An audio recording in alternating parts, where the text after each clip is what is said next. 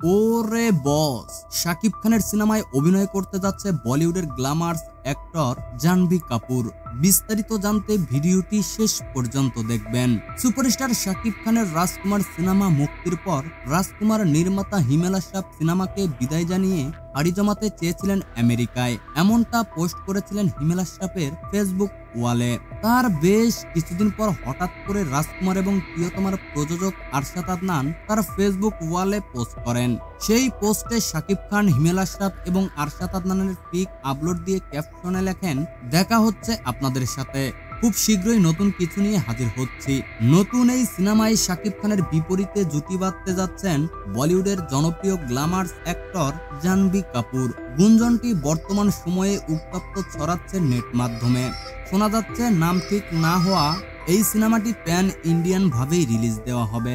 Megastar Shakib খানের আগামী ২৬ সাল পর্যন্ত ৪টি প্যান ইন্ডিয়ান সিনেমা আসতে যাচ্ছে। এই বিষয়ে ভার্সেটাইল মিডিয়ার কর্ণধার আরশাদ আদনানের সাথে যোগাযোগ করতে চাইলে তিনি শুধু এইটুকু বলেছেন, সামনে সব ক্লিয়ার হয়ে যাবে অফিসিয়াল ঘোষণার মাধ্যমে।